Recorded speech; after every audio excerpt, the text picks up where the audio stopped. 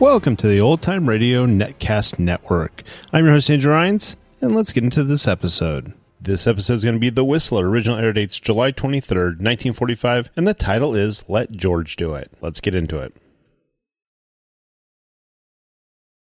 Signal gasoline. Let every traffic signal remind you, you do go farther with Signal gasoline. Yes, you do go farther with Signal.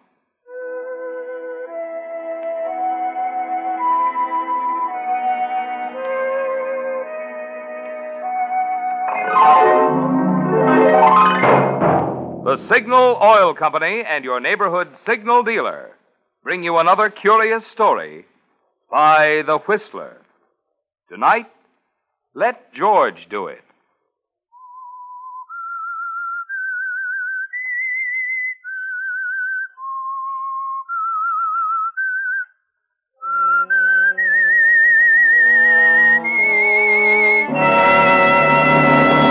I am the Whistler, and I know many things, for I walk by night. I know many strange tales hidden in the hearts of men and women who have stepped into the shadows. Yes, I know the nameless terrors of which they dare not speak.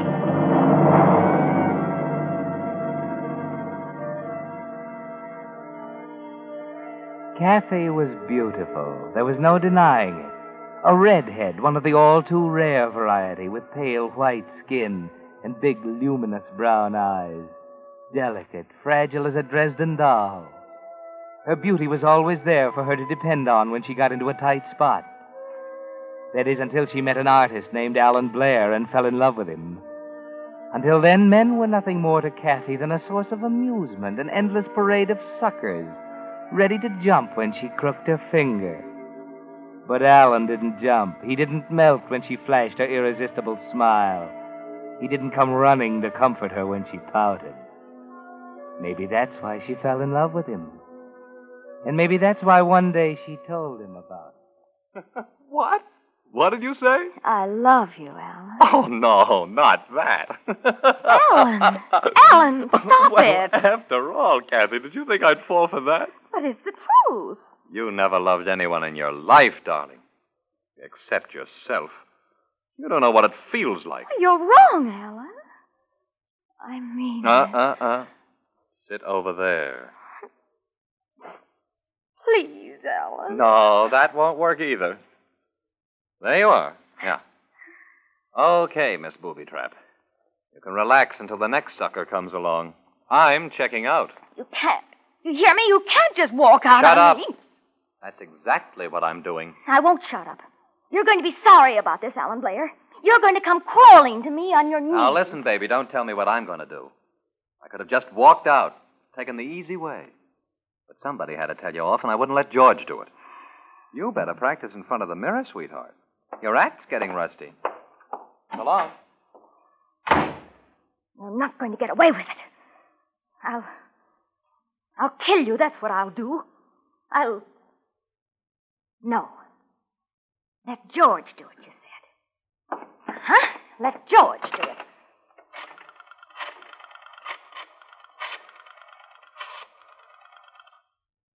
Hello? Hello, George? George, this is Cathy.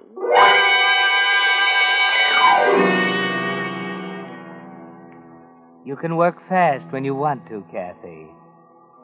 3 weeks later, the people of Evansburg are stunned when you announced your marriage to George. Dull, drab, uninteresting George Morrison, 15 years older than you. The staid, respected member of the city's Board of Supervisors.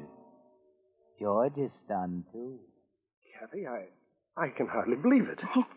It's thrilling, isn't it, George? Well, it was so sudden, I hardly knew what to think. I'd always loved you, Cathy, but I never dreamed that this could happen. Love is an unexpected thing sometimes. You do love me, don't you? Oh, of course I do, George.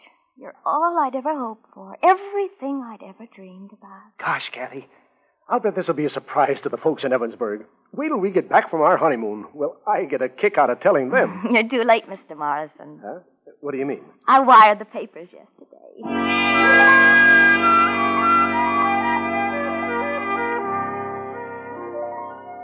Yes, Cathy, you're interested in getting the news around, aren't you? But why? You know you still love Alan, yes, and hate him at the same time. And he won't care a rap whether you marry George Morrison. You can't hurt him this way. Or can you? At least the marriage is giving the people of Evansburg plenty to talk about. Down at the Elite Beauty Salon on 6th Street, for example. Yeah, I hear they got back from their honeymoon last week. Really, Charlotte? Has she been in yet? She has an appointment this afternoon. Hey, don't wiggle so much. I might burn you. Ouch. See? Say, Louise, why don't you try a cold wave next time, huh? Never mind that. Tell me more about Cathy. I don't know anymore. She was playing the field, and all of a sudden she takes off with old George Morrison. You suppose she really loves him? I don't know how any woman in her right mind could tie up with that clam. Why, he ought to be in a museum with the rest of the specimens. Well, there must be some reason. Yeah? Well, you tell me then.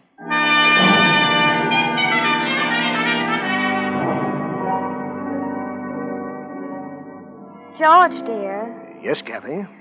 George, you remember what we talked about on our honeymoon? No. What? My portrait. Oh, yes, the painting. Well, you haven't mentioned it, George. Frankly, my dear, I'd forgotten it. I've been so busy. Yes, I know you've been so busy. Well, what about it? Well, go ahead, dear. Go right ahead. Find yourself an artist. I've found one, George. Yes? How long will it take? Oh, about a month, he says. He must work rather fast. That's not very long. Yes, I know, but I think it will be long enough.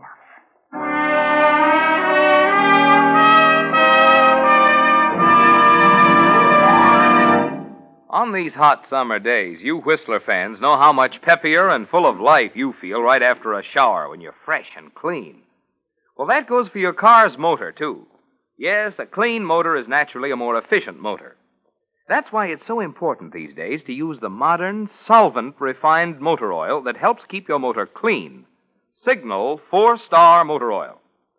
You see, because of solvent refining, which is the latest, most costly process known to oil engineers, Signal 4-Star Motor Oil actually forms less carbon.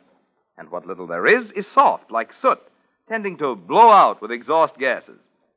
Thus, by keeping your motor cleaner, Signal 4-Star Motor Oil actually helps 3 ways. 1, keeps your motor running peppier, smoother, quieter. 2, cuts down on the repair bills often caused by hard, abrasive carbon. And 3, helps stretch ration gas. That's why, if it's been 1,000 miles or 2 months since you last changed oil, you'll be doing your motor a real favor by driving into one of the friendly dealers displaying Signal's yellow and black circle sign and saying, "Drain and fill her up with Signal 4-Star Motor Oil." And now, back to the Whistler.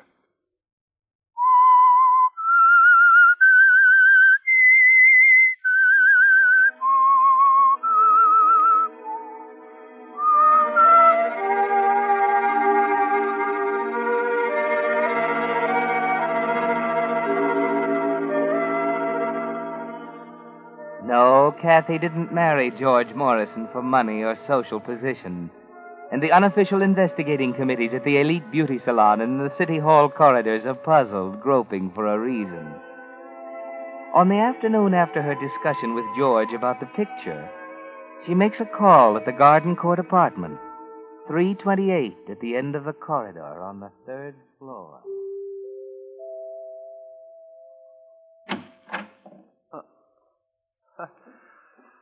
Hello, Cathy. Hello, Alan. Well, that takes care of the greetings. Are you going to ask me in? I don't know. Was this trip really necessary? Please, Alan. All right. Come in. Thank you. Oh, you have a nice apartment. These are your murals, aren't they? Mm-hmm. They How are. long have you been here? A month. Sit down. Thanks. I heard you'd moved into town while we were on our honeymoon. Things get around in Evansburg, don't they? Cigarette? Oh, thanks.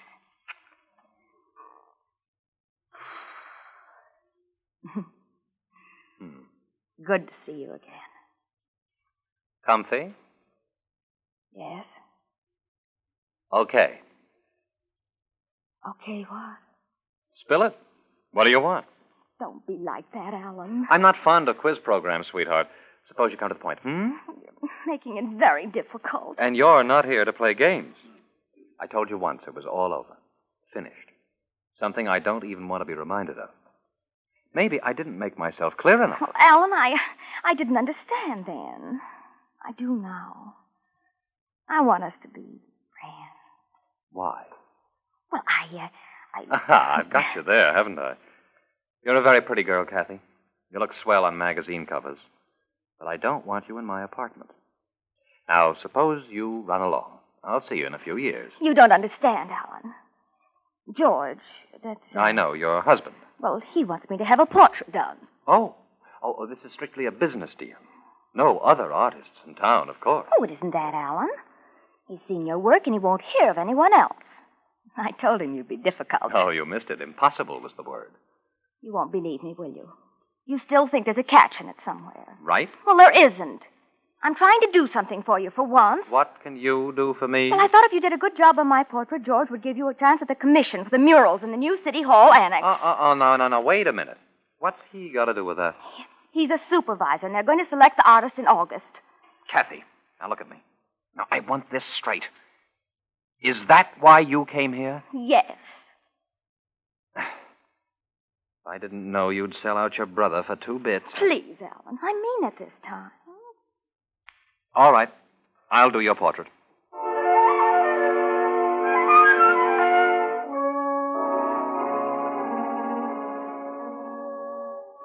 You could hardly keep from laughing out loud, Cathy. It was quite a triumph. You're thinking now how important that portrait's going to be to you, how necessary it will be for Alan to finish it on time.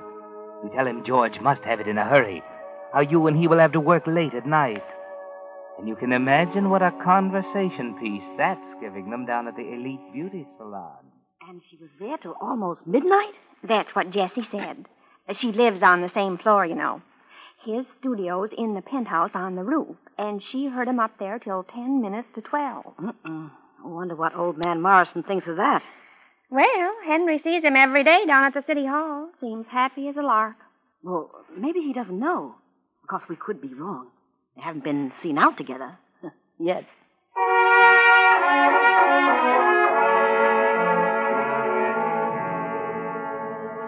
No, not yet, but you're working on that, aren't you, Cathy? While Alan works, you're making careful notes, the way his apartment is laid out, with his living quarters on the 3rd floor and the studio upstairs in the penthouse on the roof. Hold still, Cathy. The light's bad enough without you changing position every minute. I'm sorry, Alan. Oh, excuse me.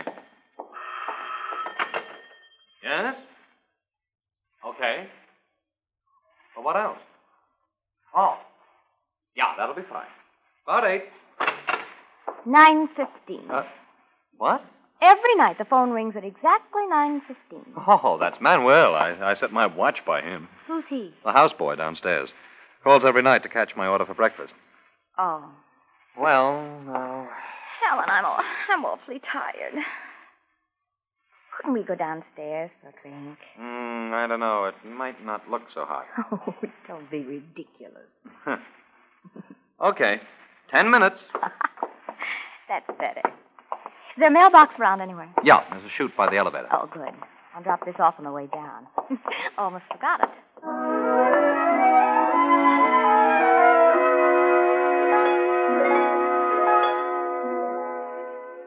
An important letter, wasn't it, Cathy? And after you mail it, you and Alan go into the bar downstairs.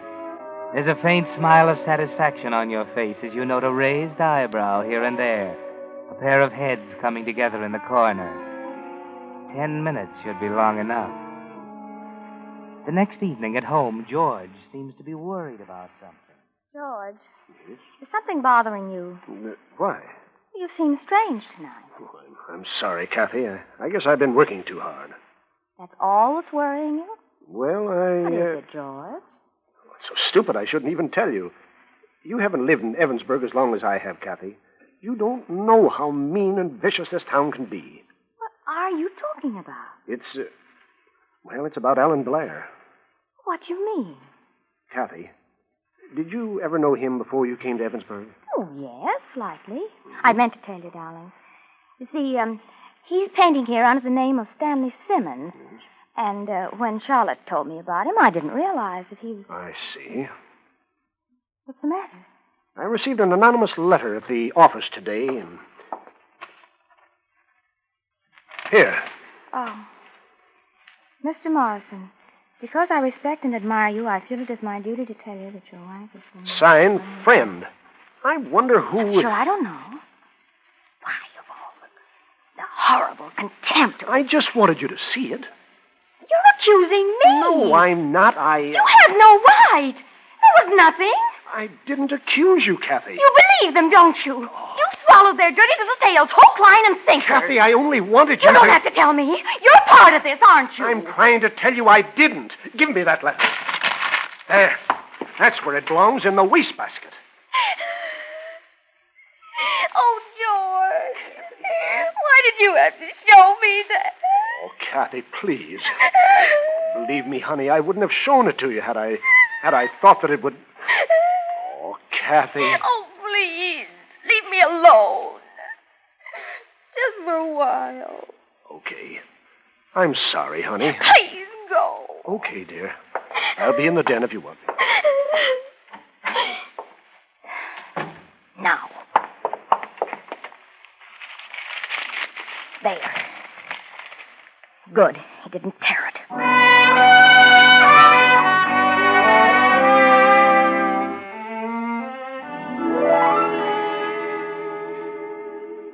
Well, Cathy.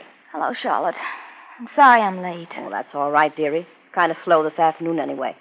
Here, let me help you with your things. Oh, thanks. I don't know what I'd do without you, Charlotte. I'll hang your jacket up. Well, I suppose you want a shampoo and a facial. Mm-hmm. You always make me feel better, Charlotte. Oh, good. Say, what's the matter, dearie? Oh, it's nothing. Well, it doesn't look that way to me. Here, lean back. Take it easy. Oh, Charlotte. I've just got to tell someone. Huh? Tell what? Now, you mustn't breathe this to a soul. I don't know what I'd do if it got around. Well, you know you can trust me, dearie. Well, it's George.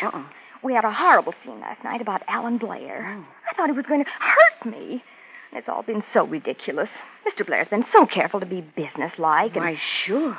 But I didn't know your husband has such a temper. Well, I couldn't explain to him. He just went up in a rage. And I'm so afraid. And it was all so innocent. Alan's been working nights because George wants a picture done by next week. And the other night, Alan and I got awfully tired and decided to go downstairs.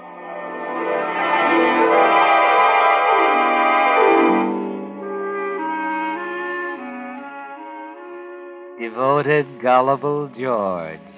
He was just the man for your plans, wasn't he, Cathy?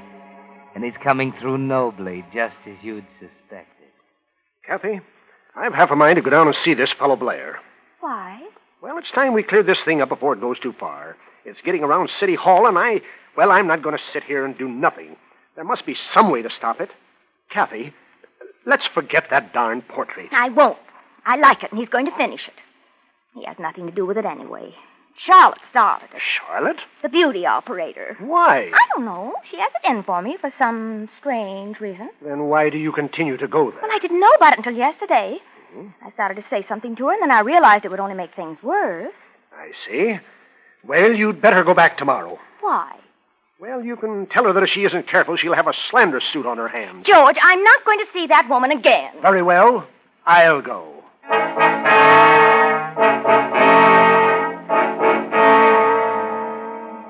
You're in the clear, Cathy.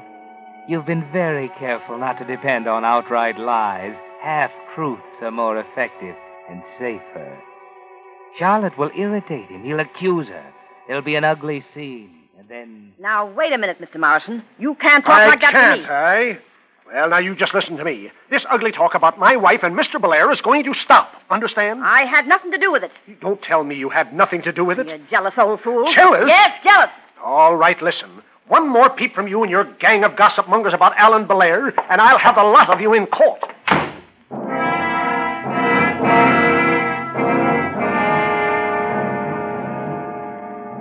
Well done, Cathy. It's there now. He's shown his hand in public. and nothing he does from now on can change it. Murder comes in two parts, you see, motive and opportunity. The motive is complete, solid. You've cemented every brick in place with those clever, delicate hands of yours. Now, the opportunity. Hello, dear. George! Oh, George, I'm glad you're home. Why, what's the matter? Oh, I've been terrified all evening. What? There's been a man out there. He was looking in the window. Did you call the police? Well, the phone's dead. I couldn't. Well, this is serious.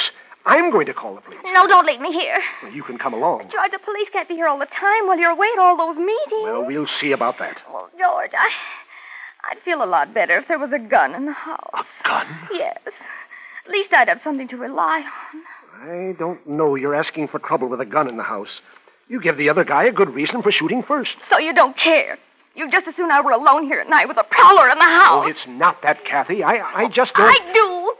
If I meant anything to you, you wouldn't even discuss it. All right, Cathy. I'll buy a gun tomorrow. Now let's go and see the police.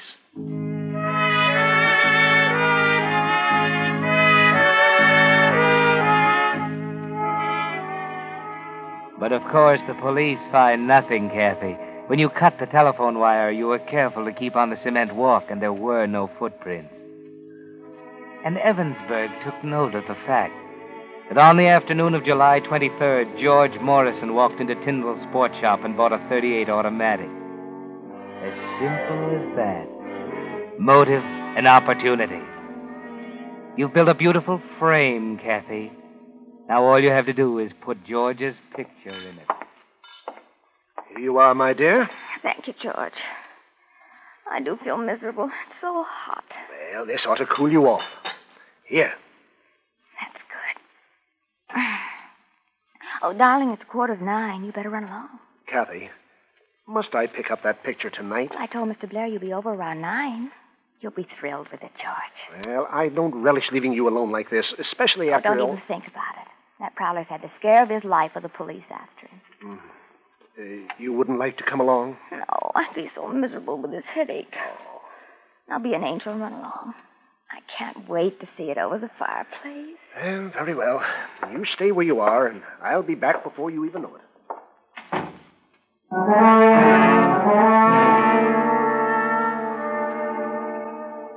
He's gone.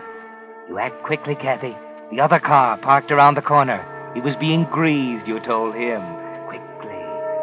You know the Garden Court apartments like a book. The trade entrance at the rear, deserted at 9 o'clock. The back stairway to the roof, and Alan's studio in the penthouse. The east window is always open. You noted that, too. You crouch behind the chair next to the window. 12 minutes past 9. George's new gun. Gloves, no fingerprints. Pitch black outside. You're lucky. No one will see you leave. And there's George arriving right on the dot. You knew he would. Now, just one more piece of luck and you're in. Just one more. The telephone has to ring at 9:15 with Manuel's breakfast routine. And Alan has to come up to the penthouse to answer it. The seconds seem like hours. You can hardly breathe, Cathy. Waiting. He can't fail this time.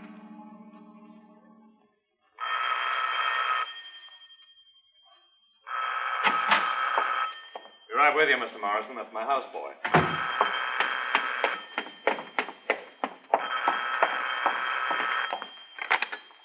Hello? Yes? Uh-huh. About 9?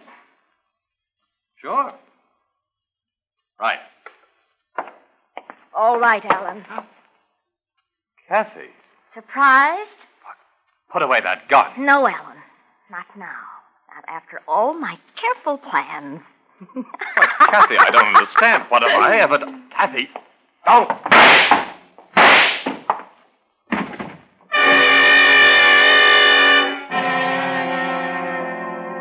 It's done. Now. Careful, Cathy. Don't be too obvious.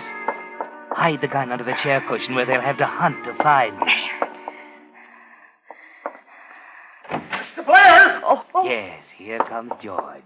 Out the window now and down the back Mr. stairs. Blair! That's Mr. Blair! it. It's done, Cathy. It's perfect.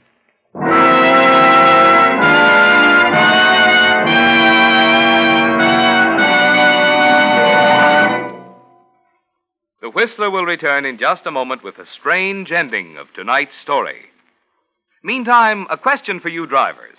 Are you getting as many miles per gallon from the gasoline you're now using as you did before the war?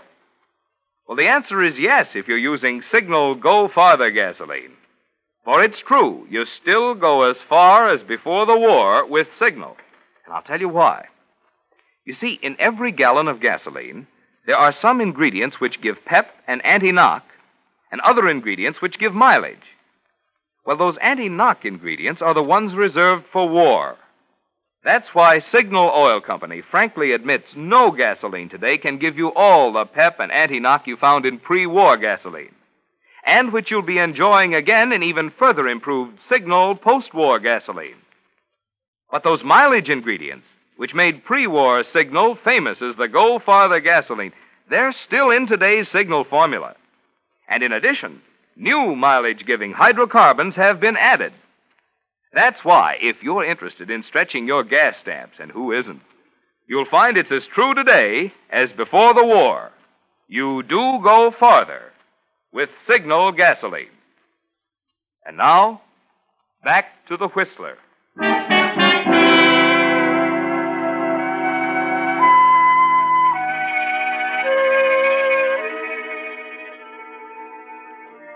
Ten minutes after leaving Alan's studio, Cathy is home again, safe in bed with her headache.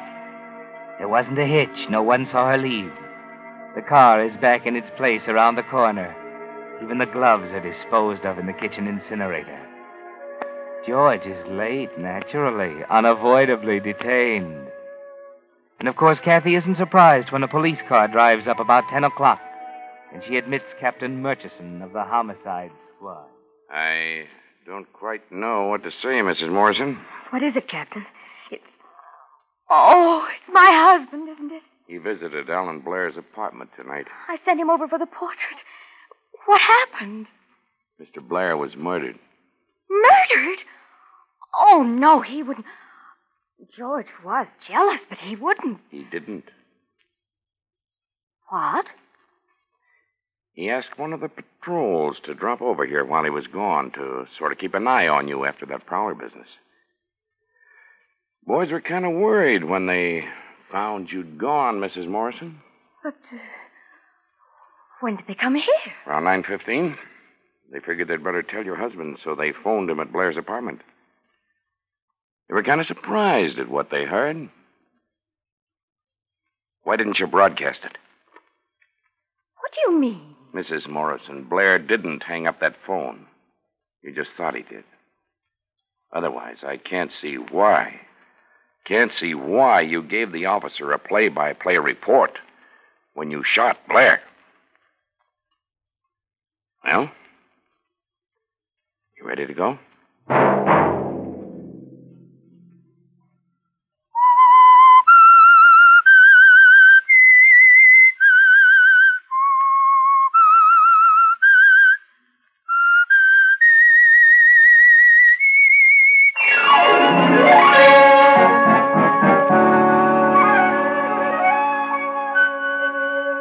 Next Monday at 9 o'clock, The Whistler will bring you another strange tale. The Whistler is broadcast for your entertainment by the marketers of Signal gasoline and motor oil and fine quality automotive accessories, and by your neighborhood Signal dealer. This program, directed by George W. Allen, with tonight's story by Ann Lockwood, music by Wilbur Hatch, is transmitted to our troops overseas by the Armed Forces Radio Service.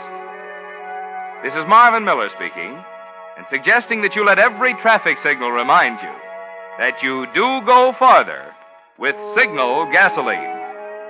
Yes, you do go farther with Signal. This is CBS, the Columbia Broadcasting System.